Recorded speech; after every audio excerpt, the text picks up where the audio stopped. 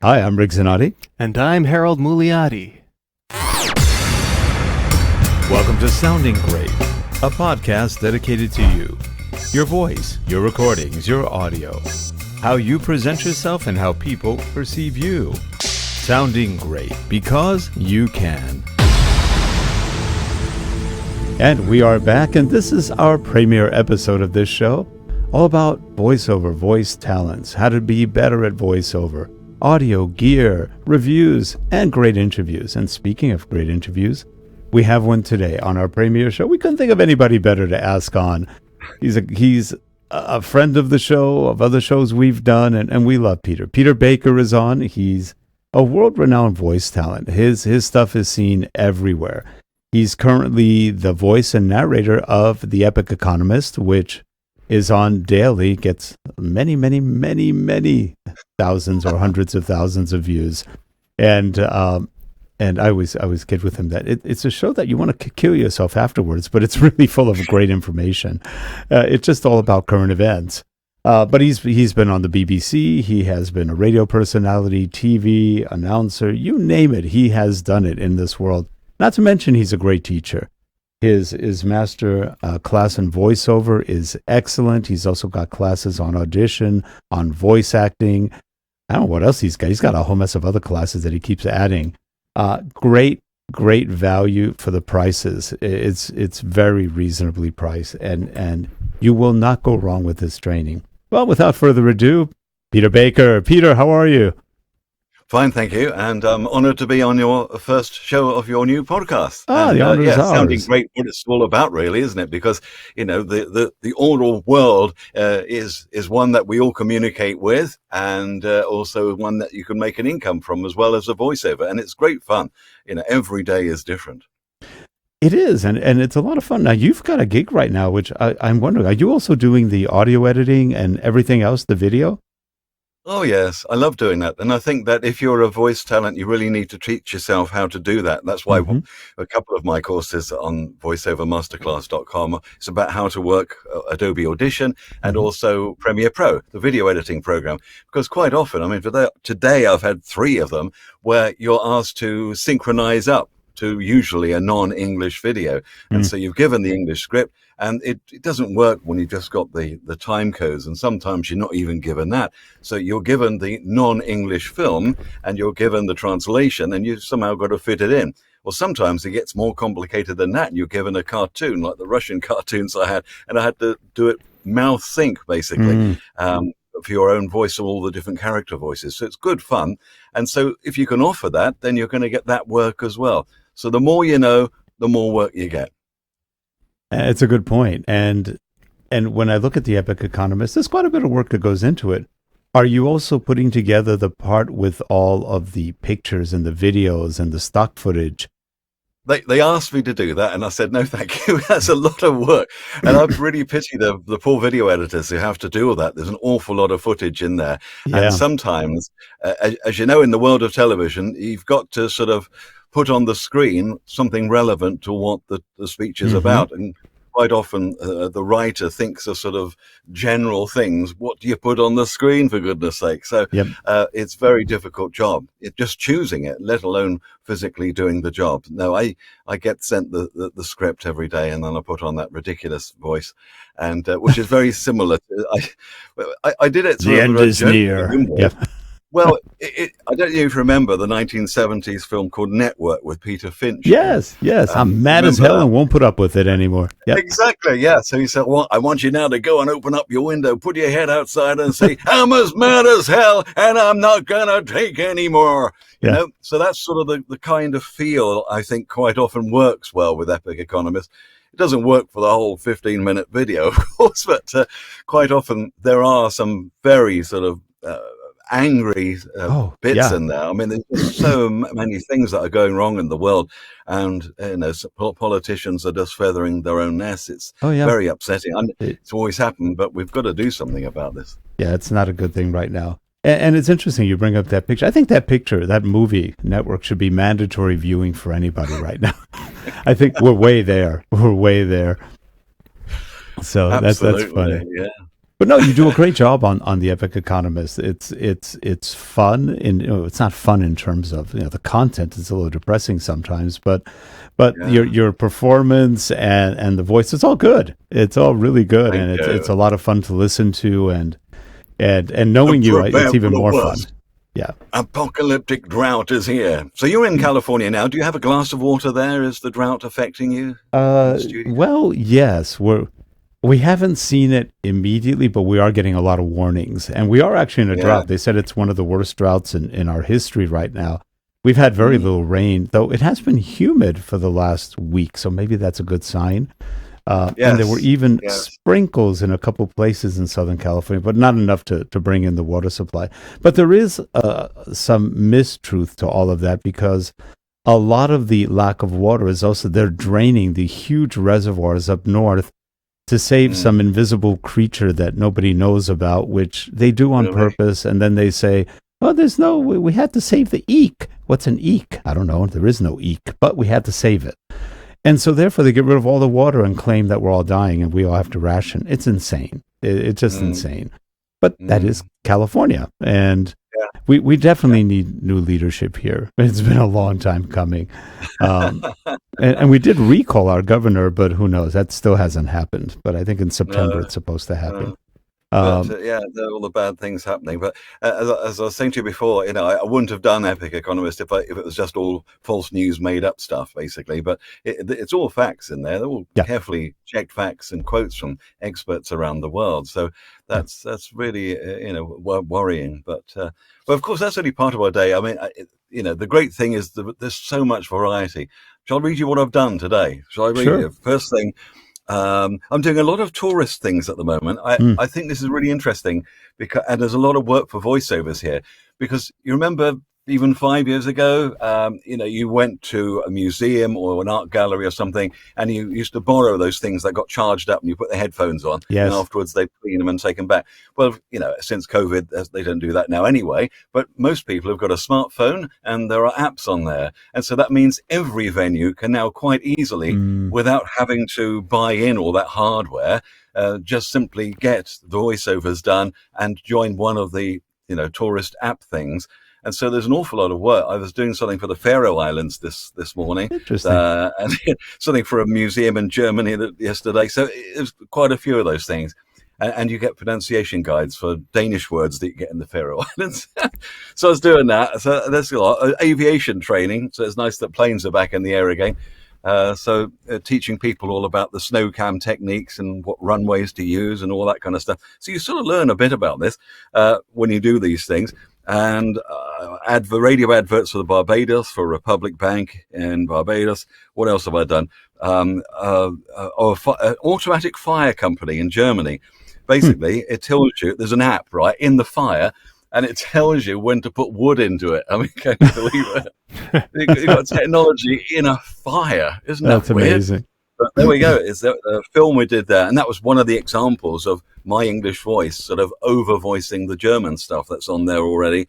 A few Fiverr jobs and some road safety things and a podcast. So, it's been an interesting day. Well, that brings up a good point, because a lot of people always ask this. When you talk a lot, how do you keep your voice going? How do you keep yourself... Water. A lot of water. Yeah. Yes. And also, when you do the shouty stuff, the hard sell adverts, you make sure it's an illusionary shout. So it sounds like you're shouting, but really you're not at all. So it protects your voice. It's an acting shout, and so there's no volume there. It's not as if I'm actually trying to shout to anybody. So that's one way to protect it. But lots of yogurt and lots of water, basically, and try and rest when you can. Yeah. Well, plus the doing the acting shout prevents the dreaded overmodulation, of course, also, so that you don't look at the recording later and realize, oh no, now I'm all clipped. Well, a handy tip there, which is, I mentioned in my courses as well, is to always have two recordings. It's always good to have a safety anyway for an important directed session on your headphones. But what I normally do is record on my computer at sort of normal levels, but also record on my trusty Marantz. I can't pick it up because it's wired in down there. which is at a lower level. So if there are any nasty peaks, then hopefully the Marantz solid state recorder down there has recorded it okay. So and just use a Y split from Amazon, basically. Yep. Yeah, that's a really good technique too, because you never know sometimes what you're recording may not be what comes out for whatever glitch that could happen. Yes, I worry about that all the time. And they do happen. Well, no, you use Audition a lot, and we use Audition too. And as much as I love Audition, I know sometimes the programmers at Adobe kind of mess up things a bit. Like, for example, meters that sometimes just disappear. It's like, where did my meter go? In fact, where did my wave go? I'm recording, but there's no wave file. This is not good. There's someone watching from Adobe right now. Why is it that Premiere Pro has had the double speed at the normal pitch, right, for years, and yet we haven't got it in Audition, and that's why you need it. I know that. Voiceovers are needing to play things at double speed, pushing the L key on our keyboard for, all the time. We're always doing that, and we have to listen to a Mickey Mouse voice. Yeah, if Premiere Pro's got it, why can't you just put it in flipping Audition? It does oftentimes seem like it's the one hand doesn't know what the other hand's doing when it comes to these programs. They don't. No. They're integrated with each other, but a lot of times they lack the features that other ones have. Yes. I remember Adobe Audition came up with the denoiser, didn't it? And that was stolen by Premiere Pro, so it works that way round. Yeah. Mm-hmm. Sorry, I spoke over you. I remember last time you were on the. Last time we had you on a podcast, this was actually on our eLearn Chat podcast. You were talking about the museum thing as well. You were saying that you had voiced exhibits at the Crime Museum in I believe that was in Vienna. Austria. Yes, in Vienna, Austria. I would be really interested to hear how your voice is at those exhibits, but how do they have you perform for the museum things? Is like how much acting is in there as opposed to just sort of straight narration? Well, it's mostly, that particular script was mostly narration, and there were a few quotes from people, things from historical documents. So you just put on a slightly different voice when it comes to the quote, basically. It's quite easy. And I think at the other end, they put on some reverb or something like that, because it just differentiates the narration from the actual quote. Yeah, sounds like a real fun project. I've done loads of things. Art galleries are quite fun as well.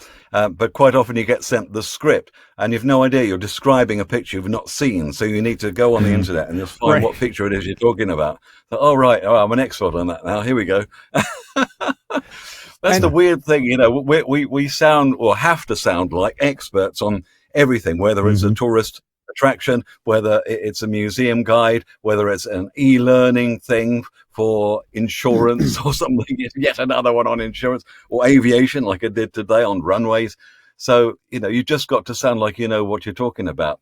And that's why it's important to get the right pronunciation of things. Right. And the way you say things. For example, on the script this morning, it said sort of Amsterdam runway 22, but it's not. It's 22. You see, you've got to say it the right way, or else you sound. We just know what he's talking about.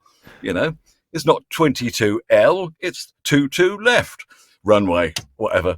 So, yeah, and it's amazing with pilots. They have the worst problem with the Asian pilots, and this is a truism. I've seen it actually. I was on a plane once. I was on a United Airlines plane, and they let you listen to the pilots as they're coming in. And wow. I really enjoy that. I've always liked flying, and I'm hearing ANA heavy, ANA All Nippon Airways heavy. He goes, you're not on chart. Get off. Veer left 20 degrees. You guys he's flying into the wrong flight path. And we're not far from that flight path, and our plane saying, have heavy in ANA heavy in sight, pilots still drifting. So our pilot's telling them that the plane's drifting into our space, and we're both landing almost in parallel. You're hearing this on the loudspeakers. I'm hearing it right. No, I'm hearing it in my headset, and I'm just going, wow, this is, and that's what they call a near miss, because this guy, and they made him go around. They made him actually, after a 17-hour flight, the guy had to go turn around and come back because he was blowing and his English was bad. It was really bad. And you could hear the tower just really strongly. At that point, they don't get that friendly, like ANA 878, please, make a right. It's like, abort landing now. And it's and it was something to hear that. I was also on one where I'm hearing the airplanes coming. It was a 767. No, sorry, it was a DC-10. And coming back, I think it was Delta. It was an old Delta DC-10, and we're about to land in LAX. I mean, we are. I saw the stripes right as we're about to touch down, and all of a sudden the plane lurches. Boom! I thought our tail hit. I was convinced the tail hit the back of the runway. Yeah. And I hear the engine just roar, and we took off. And I'm listening to the pilots because they were telling him, abort, traffic at end of runway, abort. So we had to pull up because at the end of a runway, some idiot was going, where am I? What am I doing? What am I supposed to do here? So we aborted, went back around downtown and landed. And then the pilot, forgetting we were on, said, the tower just said we had a small control problem with our altimeter, so we're readjusting and we're going back around. He didn't say what really happened. I thought that was really interesting. He blamed it on an altimeter reading issue, so that's why we just had to abort the landing and start over. He didn't say we had traffic at the end of a runway. That's fascinating. Okay. Oh, they don't want to panic people. They don't really want to scare people. No. But that's why they need to do training programs. Yeah. Now you've probably traveled a bit. I was on one airplane flight once where it was a old PSA airline. It was a local airline, Pacific Southwest Airlines, which then got acquired by US Air. But we were leaving Las Vegas, heading back to LA, and right when we got on a plane earlier than the one we had. It was empty, and we said, we'll take that one. So it's a 727. Guy takes off from Vegas, and we're going fast up. And all of a sudden, we're veering fast down. That was a little disconcerting. Not a noise on the plane. Nothing. Like every time you see it in the movies, help! Nothing. There's no noise on the plane. And then we finally pulled back up. And I think there was probably somebody in our way, and the pilot dodged him. Because then he came back up, not a word. We had no idea whatever happened. That's what they do. Pilots are very good at not telling you much. No, I know. Well, a similar incident in New York some years ago where I took off on a plane, a British Airways one, and it was been delayed a couple of hours because of some fault in the engine or something. Oh, we fixed it now, everyone on board, and it takes off. And then immediately it just went down again because there's a screeching noise from the engines. It obviously hadn't been fixed. It go, no. So luckily it managed to use the rest of the runway, and that was it. We all got off and waited the next day actually for another plane. Not fun. Flipping heck, it's scary, isn't it? Not scary fun. Life. Now you're in trouble when the pilots aren't real. You just have voiceover. That would be disconcerting too. I've been on some flights where I wondered if there was anybody in the cockpit because the voice sounded recorded. I go, this is weird. Yeah. And a lot of planes can take off and land without pilots. They don't usually, but I wonder. Sometimes you just wonder. Interesting, yes. There's an advert on television in the UK. It's actually aimed at drivers, and it's people getting on a plane, and then you hear the pilot saying, "Hi, pilot here. I haven't really checked the fuel yet. Kicked the tires a bit. I haven't done any checks, but we're going to go anyway. Everything all right? Yeah, fine." And then people sort of say, "Whoa, we're not doing that. We're getting off the plane." And so the idea was you wouldn't drive a car the same way that you fly an aeroplane. So before a long journey, check your car. That was the idea. I've been in just that same situation, but the pilot did take off.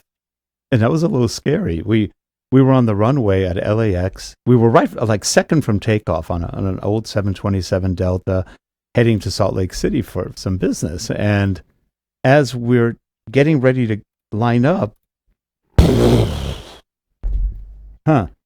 the right wing just exploded. There's a puff of smoke, and we're going, that's not good. This is not good. And I don't think that's meant to happen. And this one guy, he was like 6'4", jumps up right on the wing, goes, "We're on fire!" And this little flight attendant, she was, I don't know, 5'3" or 4", maybe, says, "Sit down." And the guy just went, boom, sat him down. It was great. I mean, she had total control over that guy. And she goes, everybody sit down. We're not on fire. And everybody's just, and they pulled us this fire truck. I'm on the other wing. I can see the fire trucks coming up behind us, and they followed us all the way back to the run. We got towed from almost the runway back. And then they kept us there for 90 minutes. We didn't get off. The pilot said, we've got a problem with the APU, but we're going to take off anyway. The APU is the auxiliary power unit. If anything happens in a flight where you lose electricity, like an engine restart needed, you can't restart it. And I'm shocked that they let us fly. And we're on the plane going, he's gonna take off without the APU. That doesn't bring a sense of warmth to my body here. No, and he did. It was the best flight we've had in years, but it was nerve-wracking knowing that at any moment something could go wrong, and we have no auxiliary power. I don't know. It was just one of those kind of moments, but. Crazy. The pilots are just like, hey, ladies and gentlemen from the flight deck, we got a small problem, but not a big deal. We're going to take off anyway. Okay. Ask me some more questions about voiceover. That's right. Well, the next thing I was going to ask was, what type of project have you found requires the most research for getting the voiceover right, getting your performance right, getting your pronunciation right, and that sort of thing? Well, it's probably one of the ones that have many foreign names in, like the Danish ones I had this morning. And quite often when you have, say, the Faroe Islands, which is owned by Denmark, but actually they have their own language on there called Faroese, which isn't quite Danish, then the client is always right. So you can't just go to forvo.com or how'd you say or whatever to find out how to pronounce the names. And you have to get a proper pronunciation guide. For only today, I was talking to the production company about the best way of doing this.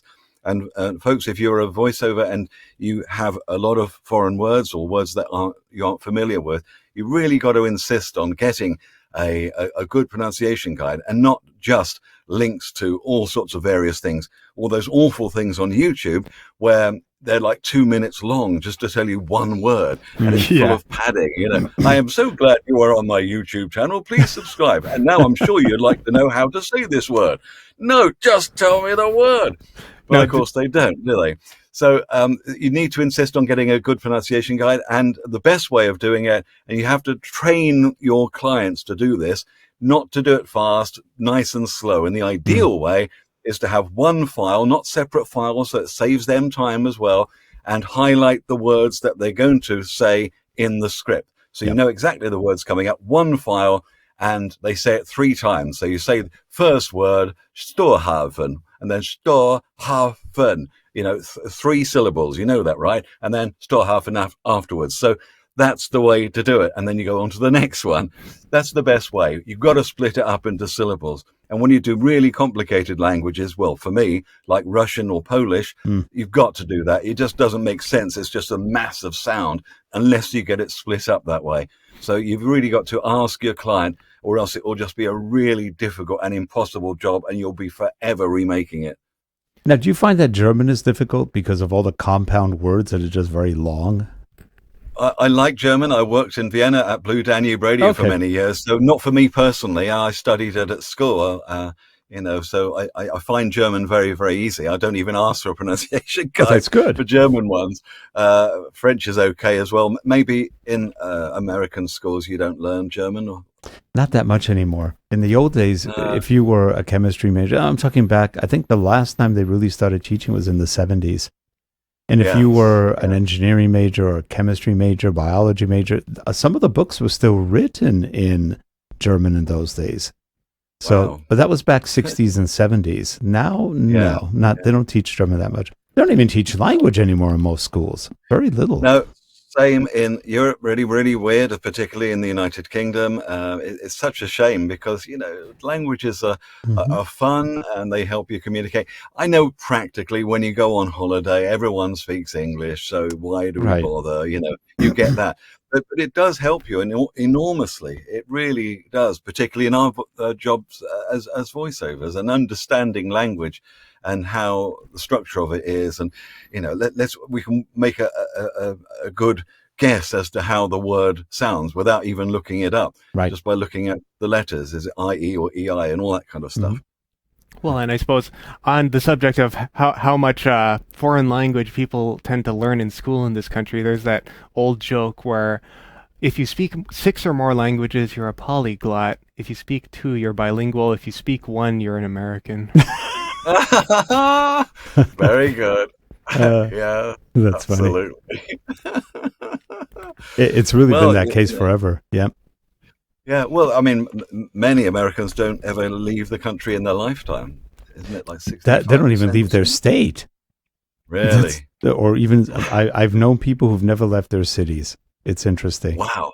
It's we're not a traveling country for some odd reason. They do travel overseas to a certain point, but not ever. Some people just never do.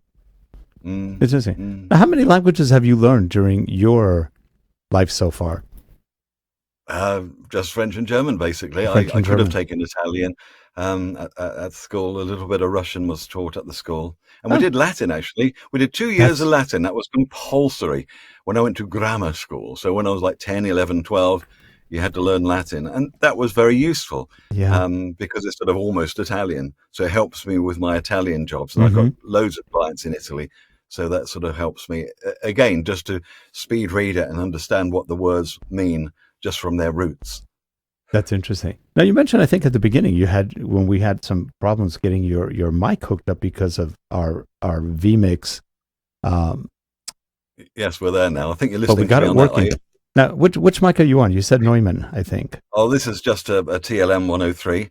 But this isn't my voice booth. Obviously, there's a window there. That's the outside world there. So this is where I do my editing and video editing and things like that. And I'm on one of these desks that go up and down. I had real back problems a few months ago. I was absolutely agony. I went to hospital, all that stuff. So they said I was sitting down too much. I was compressing the spine. So now I've got one of these desks that go up and down. So I'm in the up mode at the moment. So I could lift this thing and go all the way down. It's really, I won't do that now or else it'll topple things over. But that's helped an awful lot here. But my voice booth is next door and that's got a Neumann U87 in. But Neumann seems to like my voice. I don't know why. It just makes it sound nice. It's interesting, but you're right. You're right. The Neumanns are really good, but they're very sensitive. And if you have the right voice, they sound great. Yes, they do. But you do need a decent pop filter or a double one. In fact, for some scripts where there's a lot of P's in, you have to be really close. I have quadruple. I have 2 double pop filters. Yeah, that's the only way of doing it, really, when you're really, really close. I almost never use a pop filter. Every so often I'll put one on. Really? Wow. It depends how close I am to a mic. Like here I'm on the 416, the Sennheiser, and no pop filter. There is a pop filter you can buy for this, and I've got to go find it, but I rarely pop on this thing. When I'm on, I don't have the U87, I've got the Warm Audio WA87, which is a replica. And it does a pretty good job. It's a $600 replica. I got it about a month or 2 ago. It's not bad, and it's not that sensitive. But if I'm on some other ones that are quote unquote Neumann sort of lookalikes, even I've got a Neumann TLM 102. I've got the 102 and the 103 are very similar in sound. I don't pop on that one, but I have to be careful. Because that one is very sensitive again. The Neumanns are very sensitive. But they do have a nice sound. They've got that nice bassy sort of sound. And for your voice, it probably sounds absolutely great. And, I'm very lucky, yes. And also the digital interface box as well. I mean, I have here a Steinberg UR22. But in the booth, I've got a Focusrite, the latest Mark III one. And the air button really makes a big difference, particularly on the Neumann mic. The air button basically electronically replicates the old analog valve sound of the 50s and 60s. Interesting. So it's for music, but it works for voice. It really makes a difference. It's difficult to describe how it does it. Just sounds richer and smoother for some reason. Nice. Is that the new Scarlett? Yes, the Focusrite Scarlett Solo. The Solo. Yeah. Well, you could get the dual if you want to, but I've only got one mouth, so a solo is fine for me. Yeah. I don't have a. Just like in Britain, And we're sort of weird here because I'm only one mouth for the most part. and I've got the Scarlett 18i20, like I need it. But every so often I'll hook up 3 or 4 mics just to do a test, or I'll put them on a mixer. Yes. And I think Harold's also got, he's not using a Focusrite. He's using a Zoom. I have the... That has 8, right? 6 or 8?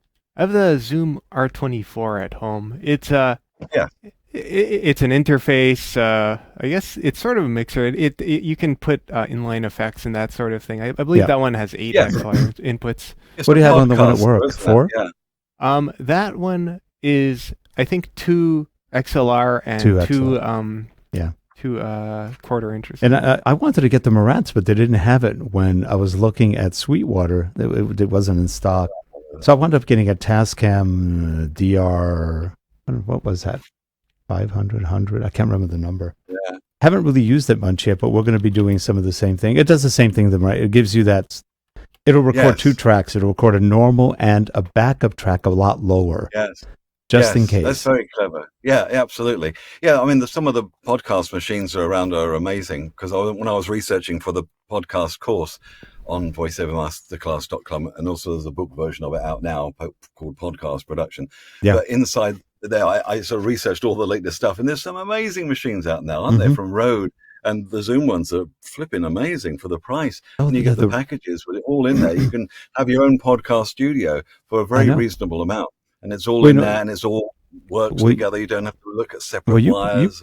And you probably remember the Aphex line. The Aphex 230 was the voice channel. It was very famous in its day. Yes. And now they have the Aphex Studio channel, which is the later version of it. But I was wondering why Rode on their podcast, on the what's it called? The Rodecaster. The Rodecaster. It's like a tongue twister for me. The Rodecaster. Using a Procaster. Hey. But anyway, that one comes with all the Aphex effects built in, like the aural exciter and the big bottom. Yeah. And I was going, why would Aphex do that? Of course, I learned later Aphex was acquired by Rode. By the company, yes. They did. Yeah, that makes sense. But Aphex, you don't see a lot of gear anymore. When you look around, they're not selling that much gear. I think they've just rolled it right in as software now. It's interesting. Yes. It's whatever they make the money on, really, isn't it? I suppose. Yeah. But the Aphex Studio channel has a great sound to it. It's a unique sound, and they do nothing different, really. The big bottom and the aural exciter are really playing with your tube. That's all it does. Yeah. It plays with the tube to give you either a little more grit or a little bit more highs, and it does it's a nice job. It's fun to work with that and see what you can get out of it. Well, there was a story going around that there was nothing inside the aural exciter box at all, was it? You sort of smash it open, it's just wires that go in and wires that come out. It wasn't doing anything. It was all psychological. It's a bit like sort of taking sweets instead of medical tablets that make you feel better. That's funny. That sounds fantastic. Now the aural exciter is in. Yeah. That's right. It would not surprise me. Sounds like a hit record now.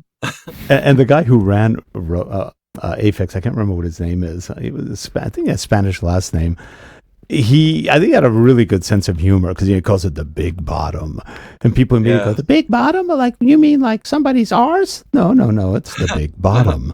And then of course the aural exciter. People go, "What does he do with the aural exciter?" No, aural, AURAL. What's that? What's that? Yeah. Crazy. So he probably had a blast just creating that thing and doing that. Well, Peter, you've got some new training. You just mentioned the Premiere training.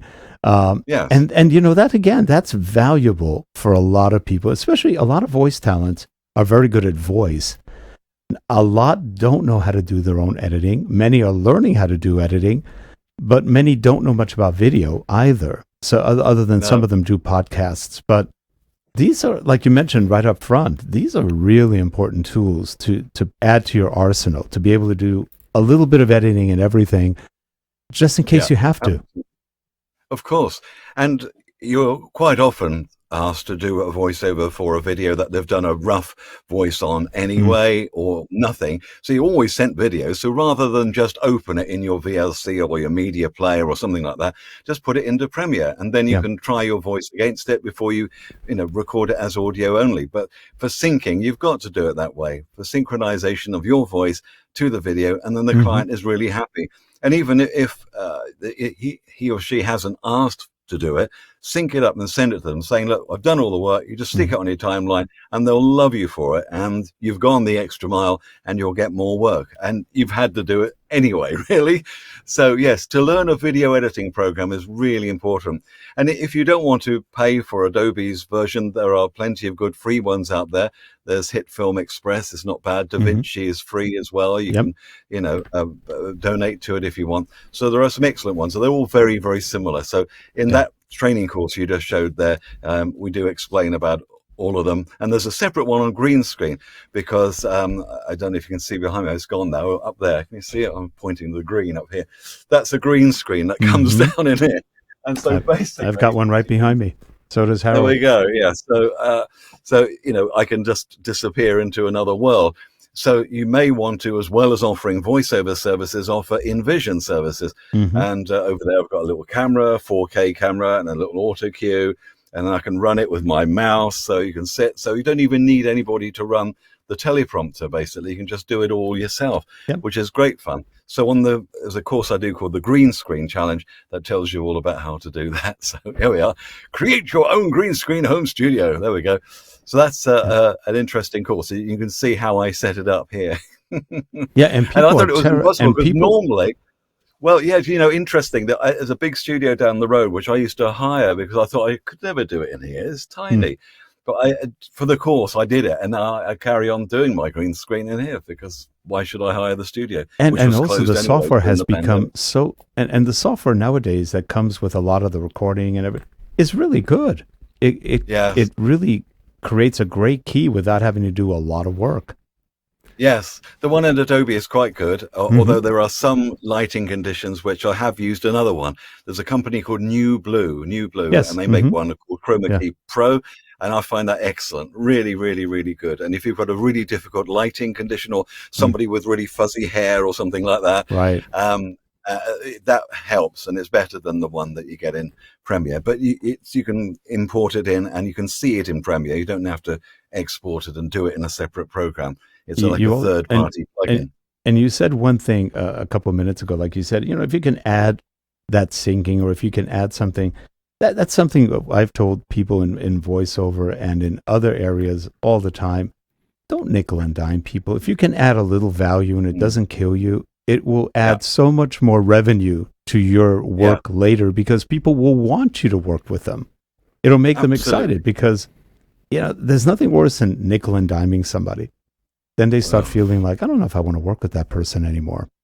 No, well, that's why it's best not to have an agent. I shouldn't say that in your land of agents there, but I haven't had an agent for about 25 years now, and I have not looked back. But usually someone who is trying to get as much money as possible will try their best to get the money, not caring about the relationship. And I think the relationship is very important to get repeat business. You want repeat business again and again. The more you can offer, the better.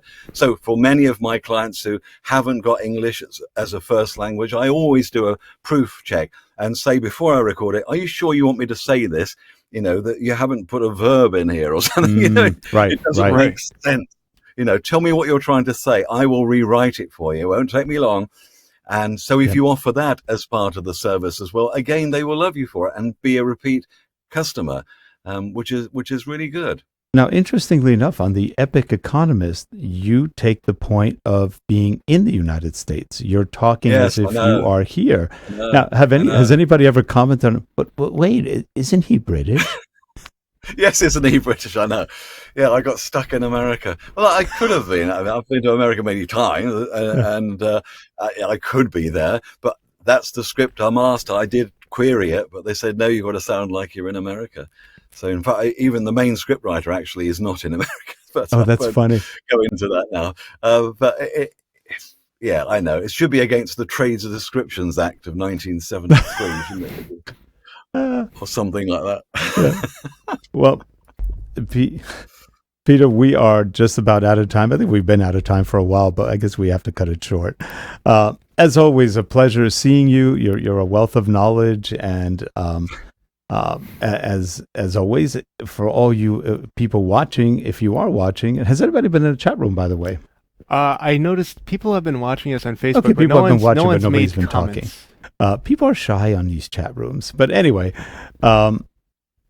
For people watching this now or watching it later on, Peter's training is really good. I've recommended it to many friends, and they've bought it, and they really enjoyed it. They thought it was great, and they learned a lot from it. And believe me, when I started going into voiceover, it was hard to find any really good information. It's like you just had to figure it out. Well, and that makes it a lot longer process. Yeah, you're absolutely right, because I bought quite a few books on voiceover years ago, and they were all full of just anecdotes. I'm never going to find an agent in an elevator in LA, am I? So it was just all full of that. And oh great, that's a good luck story. Give me some information. So that's why my stuff is full of information and tips and tricks and all that kind of stuff. And you make your own luck. You don't want to know about other people's luck. You need to make your own luck. And I'm forever trying to update the courses. I've just this week, updated the one on Fiverr.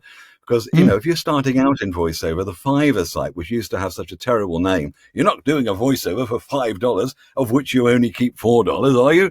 But of course you don't, because now that you can put in the extras and all this stuff, and I haven't done a Fiverr job for under $100 for many years now. But yeah, so that site's updated, and I'm in Fiverr Pro as well, which everyone should try and get into. We just applied for that. Yeah. Yeah. And by the way, from what we've seen with Fiverr, you only have to do one thing, the very first one, for $5. And then I think that's true. Yes. And then you're done. You're done. Then you can go back to your normal price. You can indeed, but it's the extras that way you get it. The trick is that in media, virtually everything is urgent, isn't it? So if you're charging for a tiny script that nobody would ever want, you're going to charge for the word count, but then it's going to be same day delivery, an extra $75 or something like that, and people will pay it. I want it today. I want it now. Yep. So that's when they realize that they're going to pay the same. And the great thing with Fiverr, if you're starting out, you don't need your own website. You can just create your profile on there, have a really nice, interesting thumbnail, and just put the keywords in, and people will find you that way. And you don't need to invoice people. You don't need to chase people for money, because Fiverr will get the money before you start the work. So it's safe in the bank. Oh, that's good. That's really good. You said you had a course on Fiverr. Yes, it's on the VoiceOver Masterclass, but it's an old one, so that's why I've just redone it. There it is, their new course, how to become a top-selling voiceover on Fiverr. So that's great. I'm quite proud of that, really, because particularly because when I first joined Fiverr, there were many of my friends, voiceover artists, who said, "How dare you do this? You're reducing our income by selling prices and all this." But Fiverr aren't stupid, and they realize that if they wanted to have quality people, we need to charge reasonable prices like we do outside. And that's how it's happened, basically. Now they've given us, in the structure of the Fiverr gig, basically, that you can charge decent amounts of money, and it's all very professional. Yeah, it's great. Well, Peter, as always, a pleasure seeing you. I'm glad you're doing well, and you've got some great gigs, and I guess you sleep eventually sometime during your day, right? Well, yeah, that's another book I've written, actually. Sleep Power on Amazon. I've written a book about sleep, because I've always been interested in sleep. And I've just sort of collected things and read lots of articles about it over the years. And so that's just come out now, but it was a bit of fun. Oh, is that on Amazon? Yes, it is. I'll buy that. I've always been interested in sleep. How to get better sleep and to supercharge your life. Yep. There we go. Sleep makes all the difference in the world. It does. It's really, really important. And it's also, they say time is the great healer, but sleep is as well. It's amazing how many ailments can get, cured or lessened both physical and mental, by decent sleep. Totally. It's really and incredible. how many people are afflicted by lack of sleep? By lack of. Oh, I know, exactly, yes. And particularly going through time zones and all that. Talking about pilots, as we were before. Oh, yeah, Pity exactly. those people. It's a tough one. I worked night shifts on my first radio station. That was just horrible. We're not meant to, as human beings, be awake when it's dark those circadian outside. Cycles really get in the way. Yes. Anyway, Peter, appreciate you coming on. And again, we'll have links to all your training beneath in the show notes. Please do check out Peter's stuff. It's really good. We get nothing for saying that. We really believe in what he's doing. We wouldn't push him if we didn't. Thank you. And Peter, we'll be back in touch soon. Great, and let's hope the series goes well. Thank you much. Sounding great. Oh, we have a great start. So have a good one, Peter, and thanks for coming on. And if you're watching, we hope you enjoyed it. Give us a thumbs up. I'm not really sure what that does, but people seem to like that. But do subscribe, because we do need subscribers, especially on the YouTube one, because without that, we can't get that name. So you can just go youtube.com/soundinggreat. It's not available until we get 100 subscribers. It's what they do. Oh, really? Yeah, you have to get 100. Then you can get a name. Other than that, you get this 86894200800 800 42 number ID. So it's kind of hard for people to remember that one. So anyway, well, have a good one, everyone. We will see you next week on Sounding Great. Bye-bye. Bye, everyone. Thank you. Bye-bye.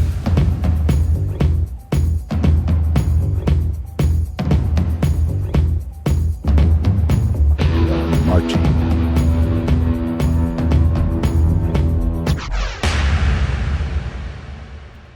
Wow, great graphics. And we